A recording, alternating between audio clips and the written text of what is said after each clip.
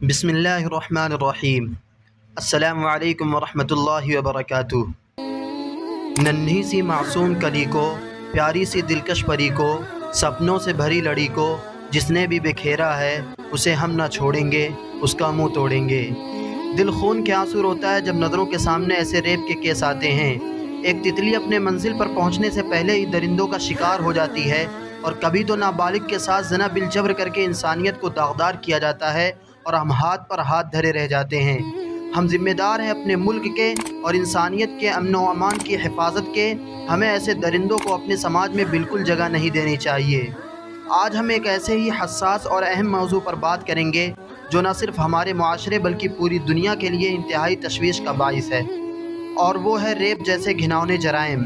ہم دیکھیں گے کہ اسلام اس مسئلے کو کس طرح دیکھتا ہے اور ہمارے لیے کیا رہنمائی فراہم کرتا ہے۔ نمبر 1، انصاف اور عدل کی تعلیم۔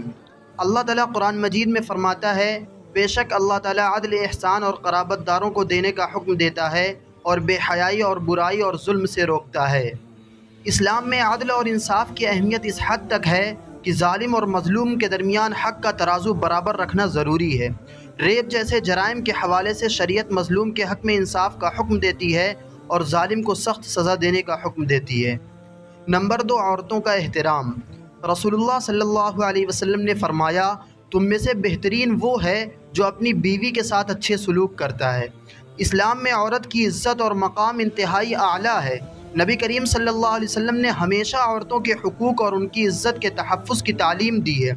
ریپ جیسے گھناؤنے جرائم اس تعلیمات کے خلاف ہیں اور ایسے گنہگاروں کے لیے آخرت میں بھی سخت سزا ہے۔ نمبر 3، حدود و تعزیرات۔ اسلام میں ریپ جیسے گناہ کے لیے سخت ترین سزائیں ہیں۔ شریعت کے قوانین کے تحت مجرم کو سخت سزائیں دی جاتی ہیں تاکہ معاشرے میں انصاف قائم ہو اور اس قسم کے جرائم کی روک تھام ہو سکے۔ اس بارے میں ہمیں اللہ کے حکم پر مکمل اعتماد ہونا چاہیے کہ اسلامی سزائیں ظلم کو ختم کرنے کا بہترین ذریعہ ہیں۔ نمبر 4، اخلاقی تربیت۔ معاشرے میں ایسے جرائم کو روکنے کے لیے والدین اور اساتذہ کا کردار انتہائی اہم ہے۔ بچوں کی اخلاقی تربیت اور انہیں دین کی طرف مائل کرنا ضروری ہے تاکہ وہ برائیوں سے بچ سکیں اور اپنی زندگی کو اسلامی تعلیمات کے مطابق گزاریں۔ نمبر 5، دعا اور استغفار۔ جب معاشرہ ایسے برے حالات سے دوچار ہو تو ہمیں اللہ کی طرف رجوع کرنا چاہیے۔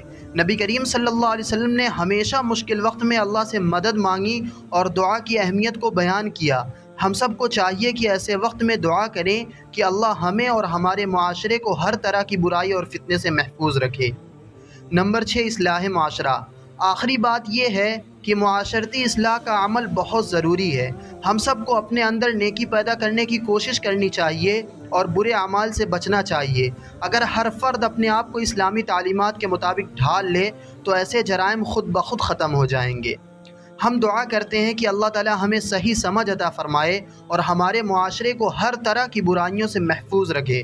ہمیں عدل و انصاف کے راستے پر چلنے کی توفیق عطا فرمائے۔